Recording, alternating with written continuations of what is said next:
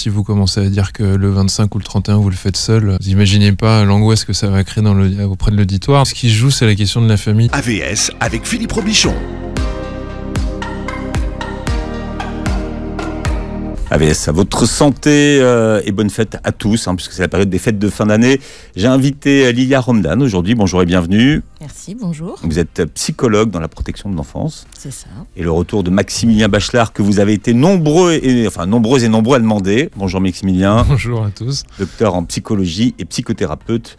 Vous avez écrit notamment l'approche intégrative en psychothérapie. Oui, et puis je suis sur le deuxième là. Voilà. C'est vrai ? Oui, exactement. Mais toujours sur la même thématique ? Non, sur la protection de l'enfance. Vous êtes très actif sur les réseaux sociaux, vous donnez de nombreuses conférences maintenant. Aujourd'hui, ouais. on peut vous retrouver d'ailleurs. On va parler de cette période-là, de fête de fin d'année, où les magasins sont illuminés, où il y a des sapins partout, où c'est la fête. Qu'est-ce qui se joue à ce moment-là de l'année ? Alors moi, il y a quelque chose qui me revient souvent, c'est la question de la famille, parce que je trouve que c'est difficilement dissociable de la question des fêtes de fin d'année. D'ailleurs, si vous commencez à dire que le 25 ou le 31 vous le faites seul, vous imaginez pas l'angoisse que ça va créer auprès de l'auditoire. Donc je pense que ce qui se joue, c'est la question de la famille d'une certaine manière, puisque moi je pense tout de suite au 24-25, je pense aux enfants, aux cadeaux, à la féerie.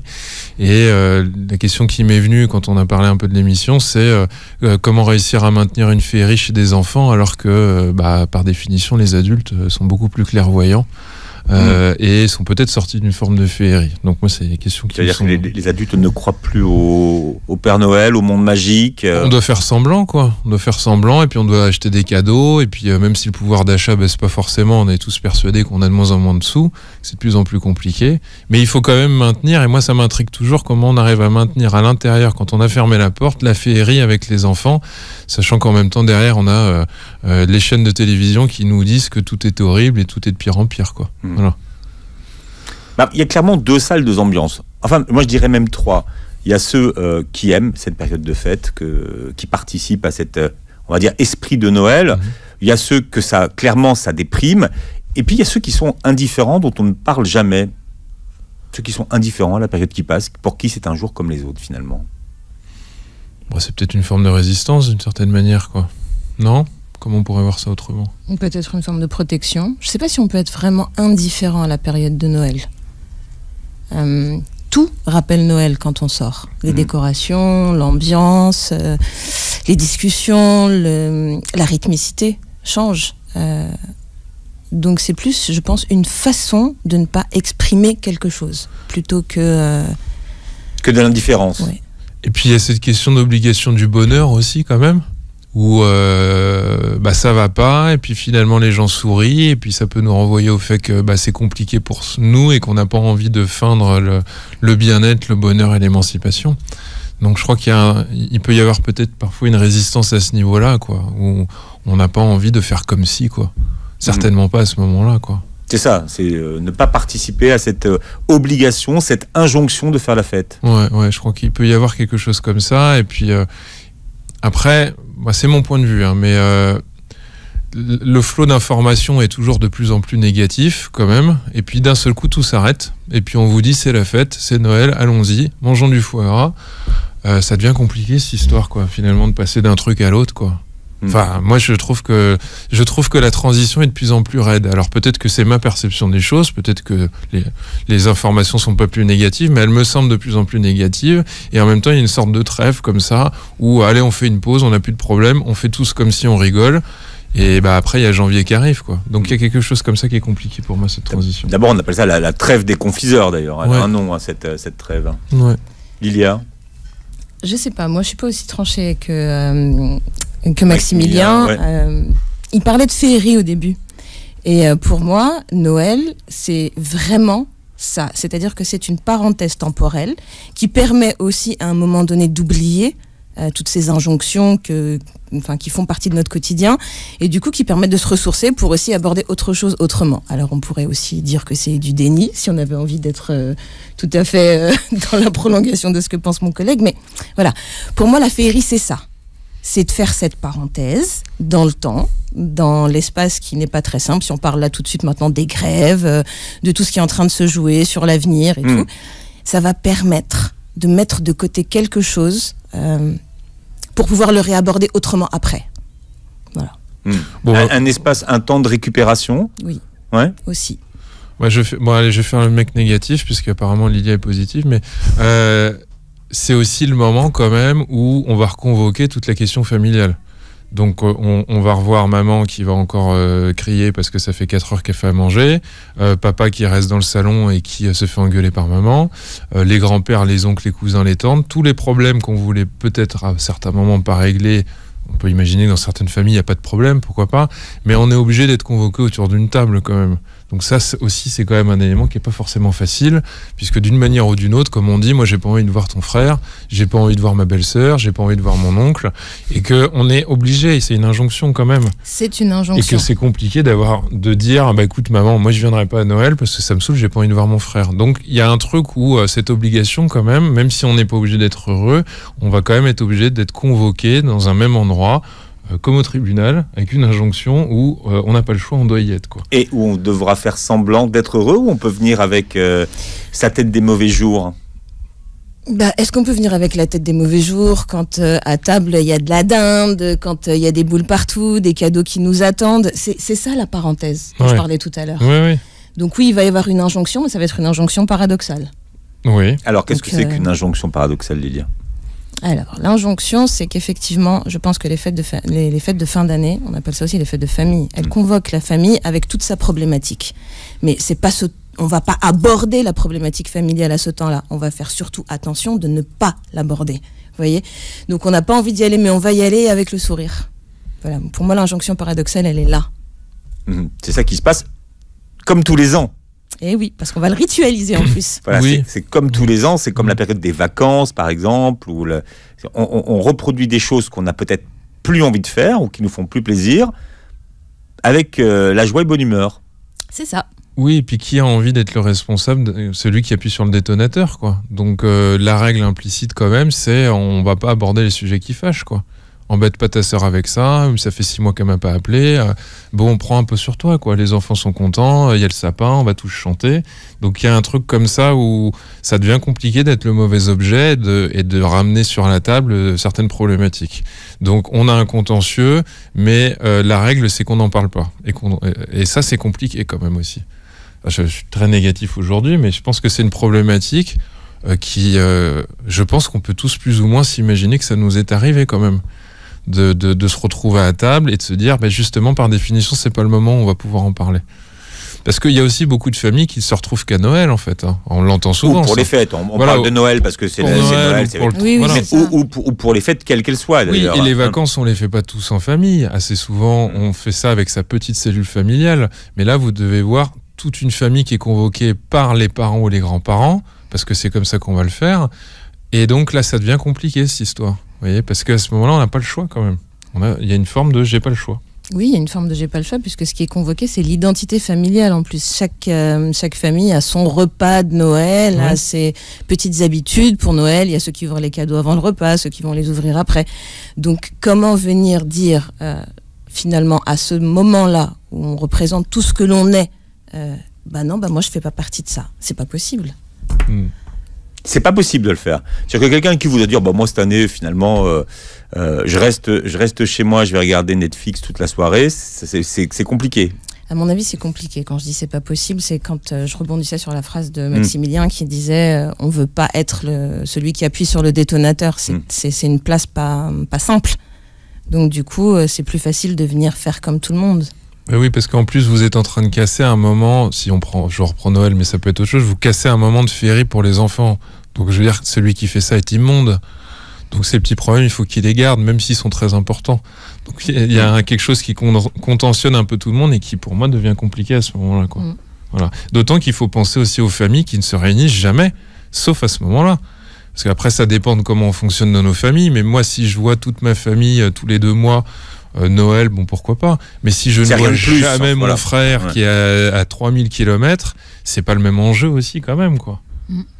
Ça, c'est toute une histoire aussi quand même, parce qu'on se le représente pas de la même manière quand on ne voit les gens que parce que nos parents nous ont dit de venir avec nos enfants et que ma mère a appelé mon frère et ma sœur. C'est parce que les parents l'ont demandé. Et on le sait très bien.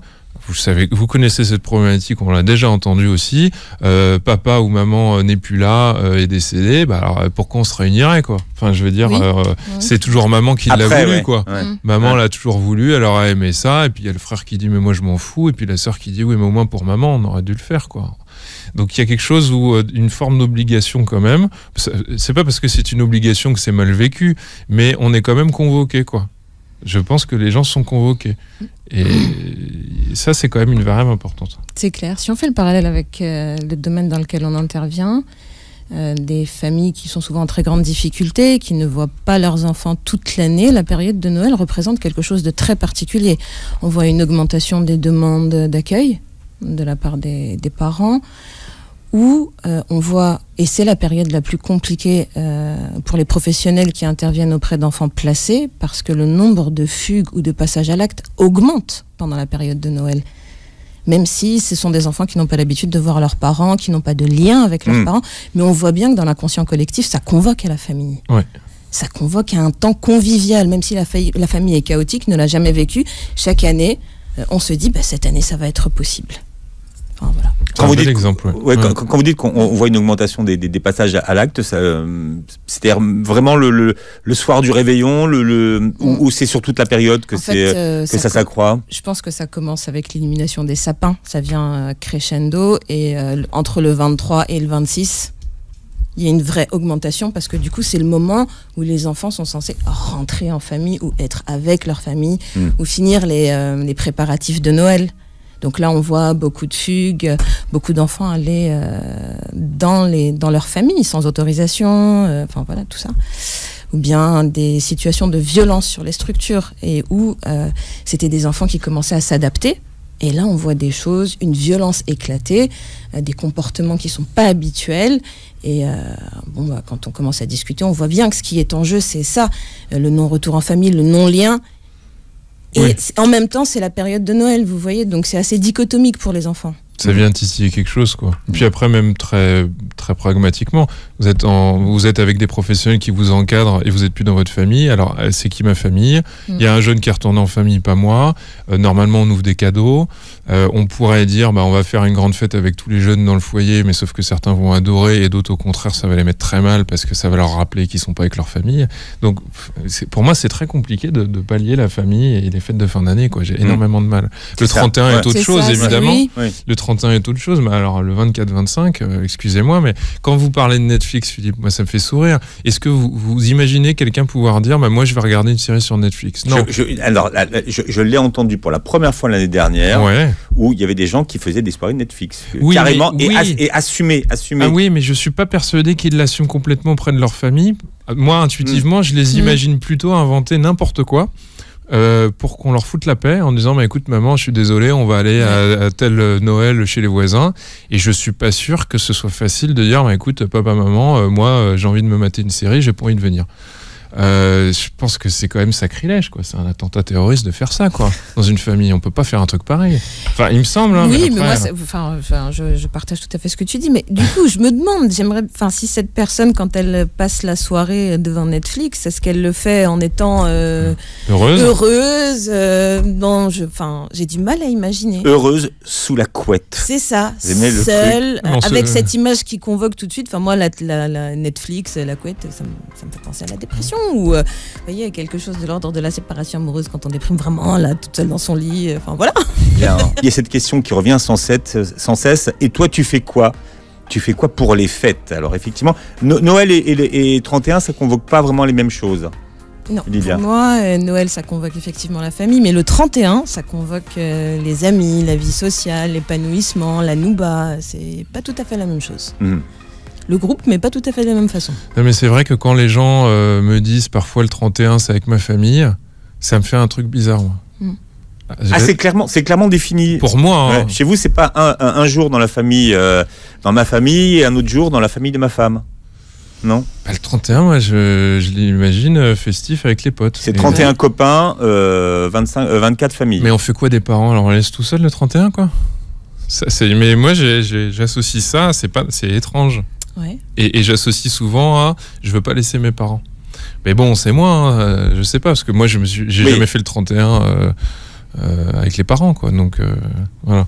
Mais c'est assez délimité. Je sais pas si c'est pareil dans d'autres pays d'ailleurs, ou si c'est peut-être que nous d'ailleurs qui. Mais je crois pas. Hein. Là, franchement, tu me poses une colle. J'avais jamais pensé à ça. Eh ben oui, mais on est là pour penser à ce qu'on pense pas. C'est le but. Voilà. Comment est-ce que vous expliquez que quelque chose qu'on aime tellement quand on est petit, a priori, quelque chose qu'on aime beaucoup moins quand on est adulte? La mauvaise expérience. Qu'est-ce qui s'est passé entre-temps? Ouais. Ouais, un souvenir d'une mauvaise expérience. Pour basculer comme ça de quelque chose qu'on aime, qu'on apprécie, à quelque chose qu'on n'aime pas. Parce que quand on est petit, on aime Noël, enfin toutes les fêtes où il y a des remises de cadeaux, les cousins, tout ça. C'est ce qu'on y associe. On l'organise pas non plus aussi. Hein. Donc on se tape pas la queue pendant 3 heures pour récupérer un jouet. On va pas s'ennuyer avec le foie gras que la belle-mère elle va pas aimer parce qu'elle est végane. Enfin, je veux dire, c'est beaucoup plus. On n'est pas dans le même truc quand même. On n'est pas dans l'organisation. On reçoit. C'est vrai que ça a changé en quelques années. Finalement, c'est plusieurs menus qu'il faut organiser. Mais clairement. Moi, j'ai souvenir de mon l'année dernière, je crois, j'ai dû faire un Noël et puis il y avait quelqu'un qui était végane quoi sur 20 personnes. Bon bah voilà. Bon bah moi je cuisine, donc je me suis amusé à trouver autre chose, mais en même temps je me suis dit ça me fatigue quoi. Il a fallu qu'on adapte un plat particulier quoi. Bah, c'est clair qu'entre s'asseoir, mettre ses pieds sous la table, savourer le repas, recevoir les cadeaux et passer de l'autre côté à préparer, faire les courses, faire en sorte de faire plaisir à tout le monde, on n'aborde pas la question de la même façon. Oui, on est organisateur de soirée, donc il faut qu'il y ait un indice de satisfaction qui soit assez élevé quand même à la fin. Faire plaisir à tout le monde, ça c'est un bon sujet finalement. Est-ce qu'on peut faire plaisir à tout le monde? Par définition, les gens sont jamais contents. Ouais, puis ça fait un peu film de Bacri, je trouve. On peut imaginer la famille qui fait la gueule après dans la cuisine alors que tout va bien. Exactement, tout va bien devant les enfants. On les met devant les jeux vidéo, devant le Père Noël et tout, mais finalement les conflits suintent. Moi, ça me fait penser à un truc à la Bacri, quoi. Voilà, ouais. Donc est-ce qu'on peut mettre tout le monde d'accord? Est-ce qu'on peut rendre tout le monde heureux à Noël?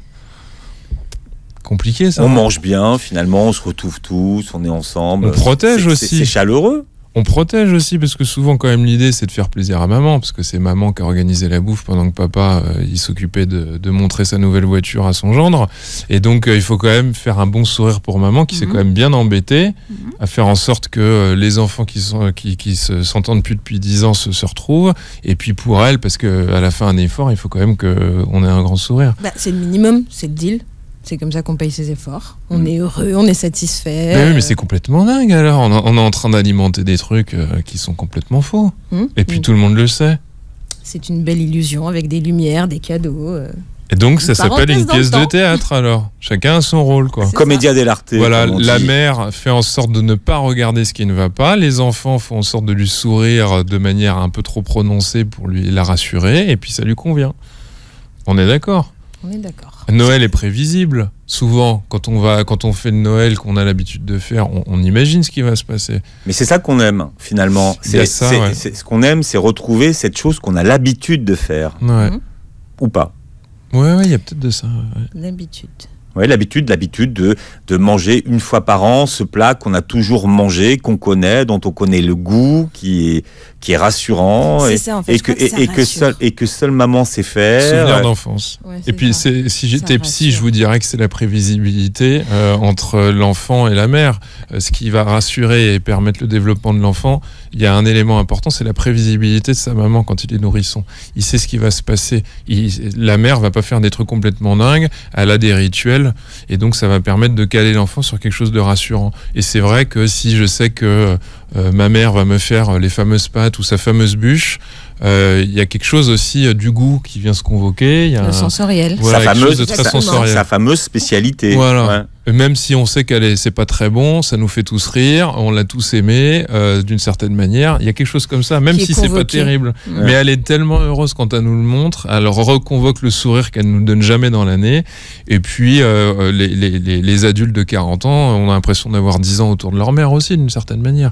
Donc quelque chose comme ça. De 30, de 40, de 50 peut-être d'ailleurs. Ouais. Quel que soit l'âge qu'on a, on a toujours 10 ans autour de sa mère. Il y a peut-être un peu de ça, ouais. Non ? Peut-être. Après, je suis pas objective. Donc, Lilia est en train de bloquer. Voilà.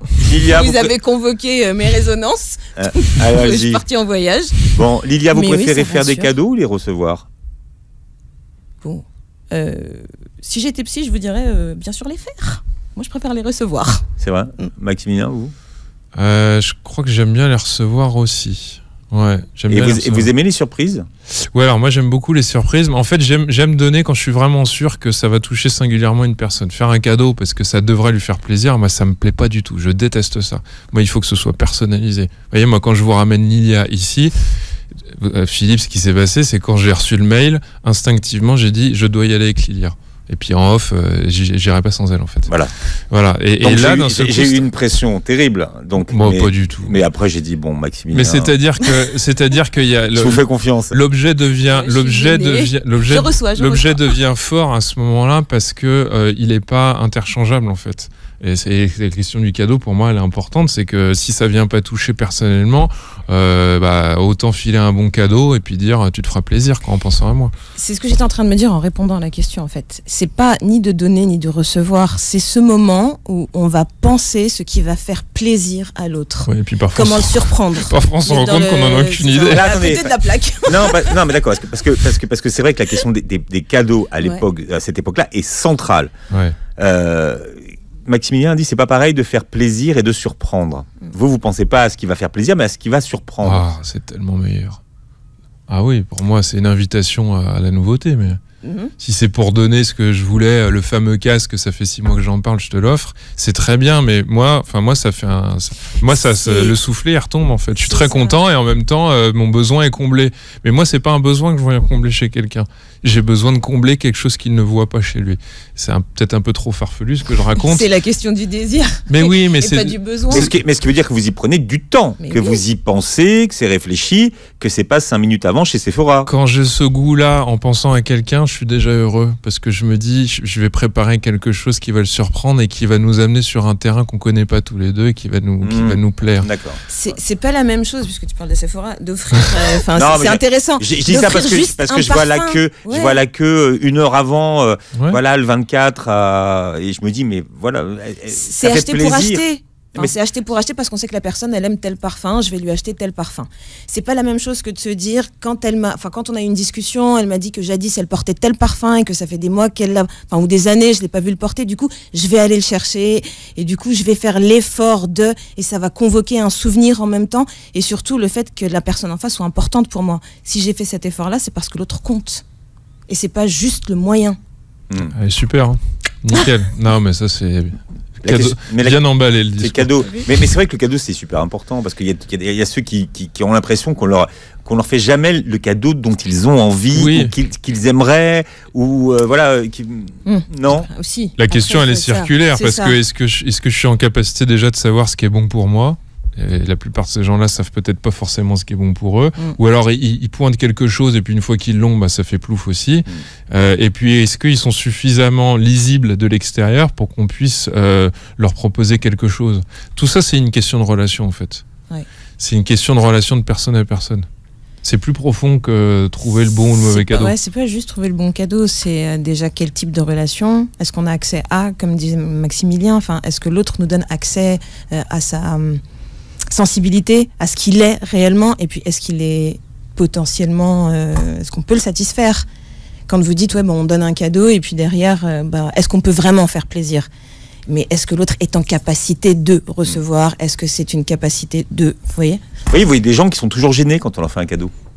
Ils vous disent fallait pas. Vous voyez, ils disent pas ça fait plaisir, c'est super, tu as pensé, ils disent non, fallait pas, voilà. Recevoir des sentiments, compter pour quelqu'un, c'est pas simple. C'est ce qu'on se disait quand on dit c'est la place de la famille, ce qui est convoqué, l'illusion ou pas, c'est l'illusion d'exister, l'illusion de compter, d'être aimé ou aimable. C'est tout ça qui est convoqué à travers un petit cadeau. Ou un gros, parce que il y a des cadeaux chers parfois. Est-ce que plus tu m'aimes, plus tu me fais un cadeau cher ou évidemment. Je sais pas, moi là tout de suite comme ça me met mal à l'aise. Sauf que plus ça tu dépend. m'aimes, plus tu payes. Vous voyez, c'est bizarre. Évidemment, mais ça c'est Philippe qui nous met des pots de banane. Mais c'est le cadeau. J'ai la super paire de Nike par exemple. On parlait des casques. J'ai la super console. On se doute bien que tout ça, ça n'a aucun intérêt. Mais peut-être que ce qui est cher, c'est ce qui est puissant en termes d'émotion. Donc plus c'est cher, plus ça dit quelque chose, mais pas en termes de finances, je pense. C'est évident que vous pouvez pas payer votre dette en payant le truc le plus cher, en fait. C'est parce que là, on rentre dans une question de dette aussi. Voilà. C'est ça. Et que oui, si, vous, valeur, si vous êtes matérialiste, c'est clair que c'est très bien. Mais on sait très bien que, écoutez, une femme, vous lui offrez un bijou, ça fait tous les Noëls, elle a un bijou. Son mari, le 19 janvier, la prend dans ses bras, lui offre des fleurs. Ça fait 10 ans qu'il ne l'a pas fait. Et lui dit, écoute ma chérie, non seulement j'ai envie de toi, mais en plus on va au restaurant. Et celui que tu aimes, ça vaut 10 fois la bague à 900 € qui a été offerte le 24. Quoi. Enfin, et là, elle dit, c'est la surprise d'attendre le 19 janvier. Bah exactement. Mais c'est la question de la surprise aussi, c'est de savoir trouver qu'est-ce qui ferait plaisir à l'autre sans forcément être obligé parce que le 24, il faut faire un cadeau. Moi, je suis parfois un peu vicieux, mais il y a des moments où j'ai pas envie de faire de cadeau le 24, mais je vais en faire à un autre moment. Et je trouve que ça, c'est plus intéressant. De dire, tiens, j'ai pensé à toi. Oui, parce que... Mais Philippe, vous ferez l'expérience. Le 12 mars, quelqu'un que vous aimez, vous lui offrez un cadeau qui va vraiment lui plaire. Et ben, ça aura 10 fois plus d'intensité pour moi que d'avoir la cérémonie des échanges de cadeaux du 24. Ça, pour moi, c'est un truc pour les enfants. Je le vois comme ça. Hein. Je suis un peu... Faut le réserver, ouais, à cet âge-là, c'est... Là, je trouve que quand quelqu'un se dit, tiens, je suis allé dans une bibliothèque, j'ai vu ce bouquin, j'ai pensé à toi, j'ai lu le résumé, je me suis dit que vraiment, il y a quelque chose, et que vous l'offrez à l'autre, et que vous faites ça en dehors de la date réglementée par l'État et l'histoire, et que vous le faites quand vous êtes prêt, quand il se passe un truc, mais ça vaut quelque chose en fait, c'est tellement plus puissant. Ben oui, parce que c'est la personne qui est convoquée, c'est pas la relation de la scène de oui, puis c'est la relation qui me pousse à vouloir alimenter la relation avec ce cadeau. C'est le canal est ouvert et j'attends pas le 24 pour pouvoir faire quelque chose. Le 24, tout le monde va recevoir un cadeau. Le 12 mars, peut-être pas. Et donc, du coup, je suis plus tout le monde. Je sors du lot. Je suis... J'ai marqué le coup. Et donc, forcément, par définition, vous me faites un cadeau, parce que de toute façon, c'est le 24, et puis vous n'alliez pas vous pointer sans cadeau non plus. Ce sera un peu con. Les codes. Donc, on le fait. Donc, d'un seul coup, le cadeau est déjà beau. Ça se fait pas, non? Oui, puis il est déjà beaucoup moins intense, par définition, malheureusement, en fait, puisqu'il fallait le faire. Dis-moi que tu m'aimes. Bah, je t'aime. Bah, tu vois, il faut que je te le demande. Et mais combien tu m'aimes? Ah oui, mais ça... Un bijou. 900 € minimum. Minimum. Oui, ah bah voilà. C'est l'exemple qu'il a pris. Qu'est-ce qu'on peut dire aux personnes qui n'aiment pas les fêtes? Est-ce que ce sont des personnes différentes des autres? Si on devait faire un sondage, je ne suis pas persuadé que l'entièreté des gens répondrait qu'ils sont très heureux des fêtes. Déjà. Donc, donc ça, c'est quand même important. Enfin, moi, je le vois comme ça. Est-ce que ce sont des gens à part? Est-ce que ce ne sont pas des gens comme nous? Ce ne sont pas des gens plus libres? Oui, bah alors ça, c'est peut-être... Ça pourrait être vu comme ça, ouais. Oui, mais ça pourrait être aussi un piège de se dire, moi, je me conforme à rien, parce que se conformer à rien, ça peut devenir une nouvelle mode aussi. Parce que maintenant, être vegan, c'est plus... Enfin, je veux dire... C'est on passé, se démarque plus. On passe à autre chose maintenant. Enfin, ça, c'est l'année dernière. Oui, c'est trop tard. Tu vas avoir des soucis, toi. Oui, non, mais je veux dire, dans quelques années, quand il y aura des groupes de personnes qui se réuniront pour regarder des Netflix ensemble, des anti-Noël, bon, bah, ça deviendra une nouvelle mode, et puis après, ce sera old school, quoi. Est-ce que quand on n'aime pas Noël, on le dit?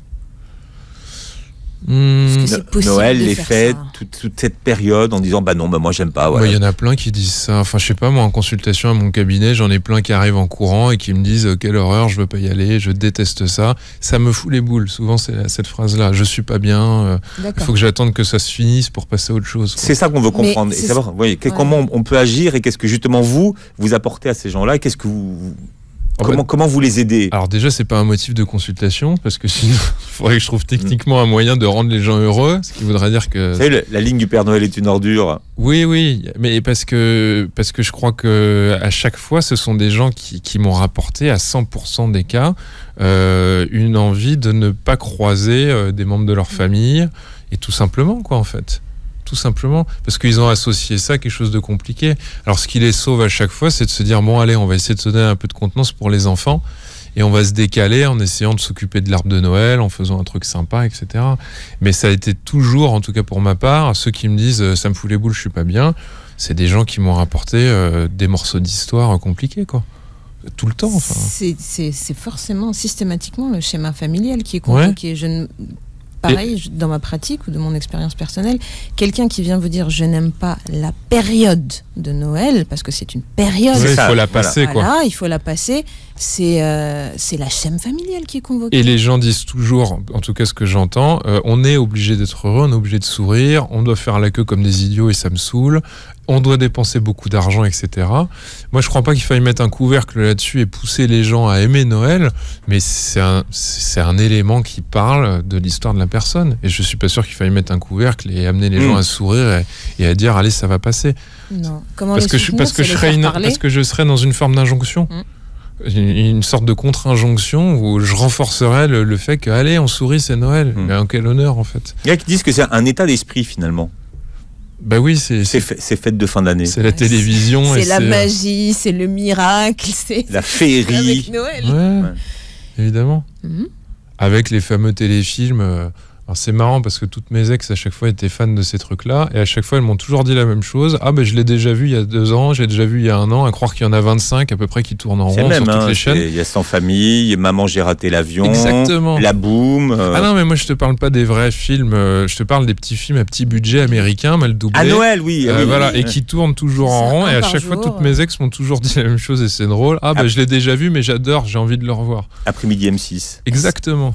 Mais parce que, je sais pas, c'est ce qui est convoqué, c'est finalement l'illusion du bonheur. Ouais. Dans les téléfilms. Mais tu vas y croire, bordel. Non, mais les familles. Alors quand est-ce que tu t'arrêtes ? Ouais, voilà, c'est les familles heureuses, tout se passe bien. Il y a le break, le chien, le sapin, le feu dans la cheminée. Voilà. Qui surprend. Et les patins à glace, quoi. Ouais, c'est ça. Parce qu'elle est en rupture depuis 2 ans et puis qu'elle tombe sur un beau gosse. Voilà. Ce jour-là, elle n'est pas coiffée en plus, elle a un bouton sur le nez. Exactement. C'est l'heure des bilans aussi, cette période de l'année. Ça vous parle, là, le bouton sur le nez ? Ça me fait sourire. Mais oui, mais parce qu'elle va prendre son avion pour Dallas et que forcément, il y a une grève et qu'elle est bloquée et que le type arrive comme par hasard et qu'il fait la queue avec elle. Et qu'elle appelle sa mère et qu'elle lui dit mais embrasse-le, qu'est-ce que tu fais ? Et au bout d'1h30, elle le fait. Et on se dit, mais en même temps, elle était partie avec un connard, quoi. Et là, elle est partie avec quelqu'un de bien. Mais c'est ça. On va faire des scénarios. Allez. D'accord. C'est l'heure des bilans aussi, cette période de l'année.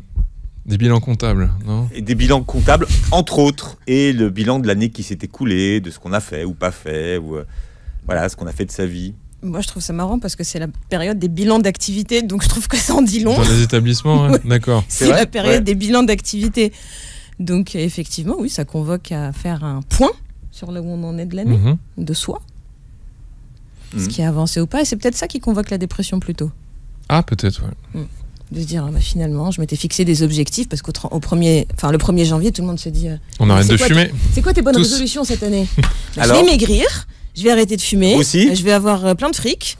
Et puis le 31, le 24, on se dit, ah merde. J'ai rien fait. Elle est où ma to-do list ? Mince.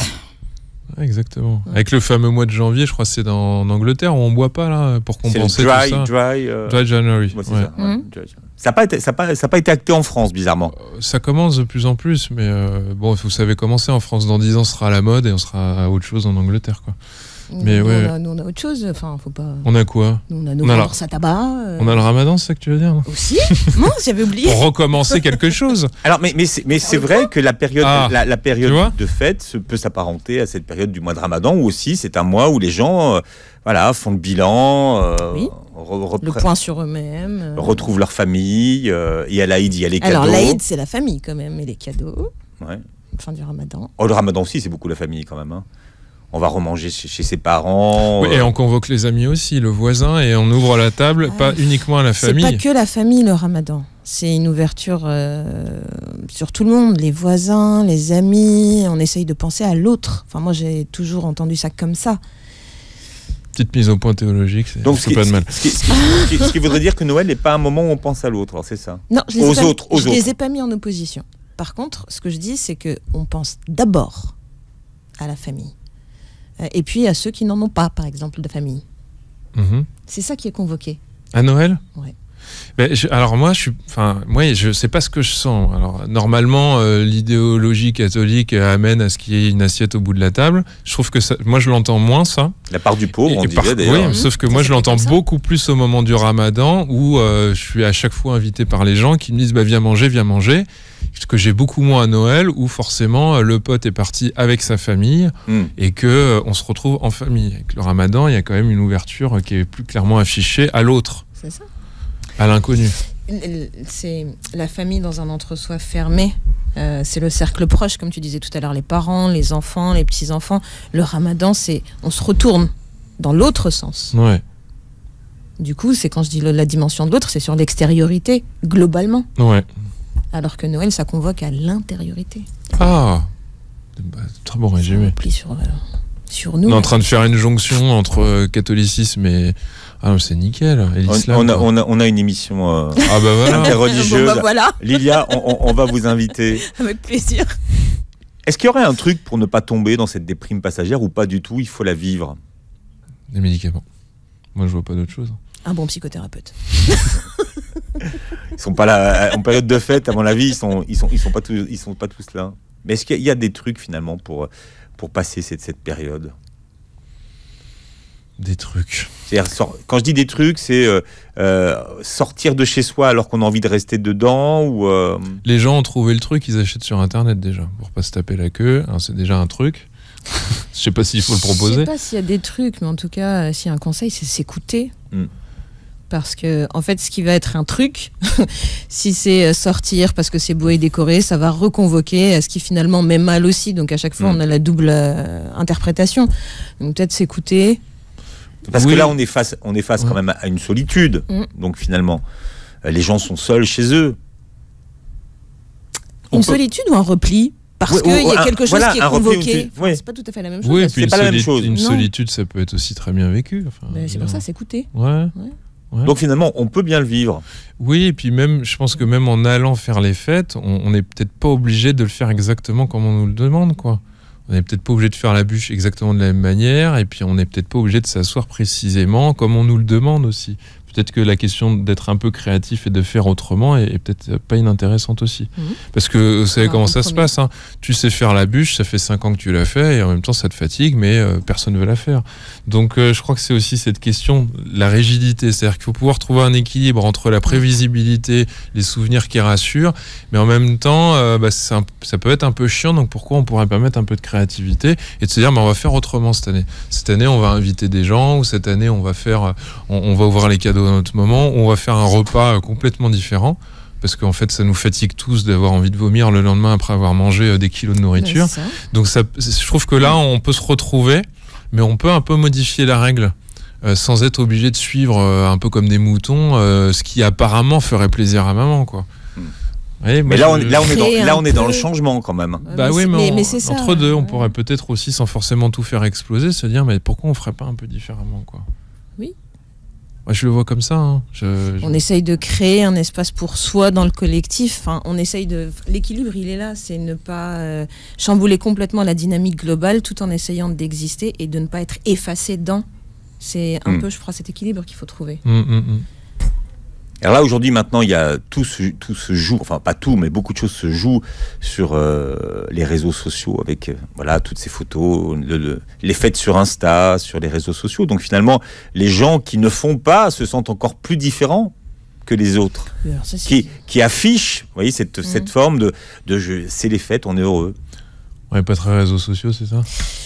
Non, en tout cas, moi je suis toujours épatée sur les réseaux sociaux, tout est fantastique. Enfin, quand on ouvre Insta ou Snap ou je sais pas, tous les réseaux sociaux, là on se dit juste le filtre, la nana elle est juste merveilleuse. On se dit putain, moi je peux arriver là. On regarde un repas, on se dit ah là là, c'est super bon ce qu'ils mangent. Moi je sais pas cuisiner. Enfin, tout est extraordinairement réussi sur les réseaux sociaux. Donc c'est la comment on peut réaliser, comment on peut rivaliser et réaliser du coup un rêve.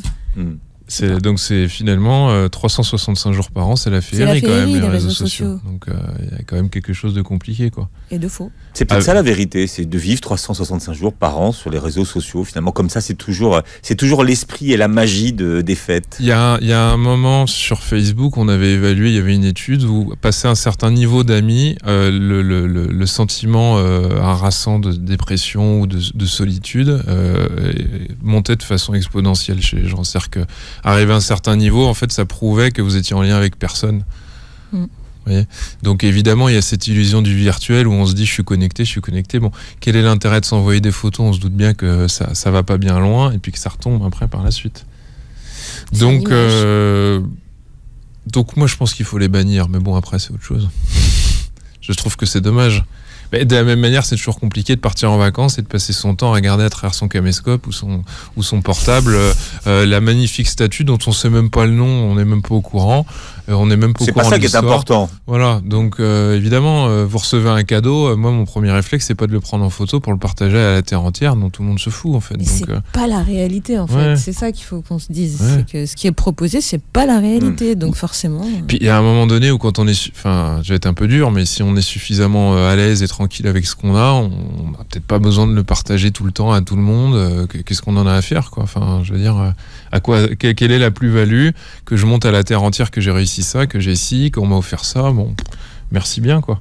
Puis on est dans un échange d'images où il y a même pas de comparaison, il y a pas d'histoire, il y a rien qui est dit, c'est pas très pertinent. En fait. Non, il y a pas de lien.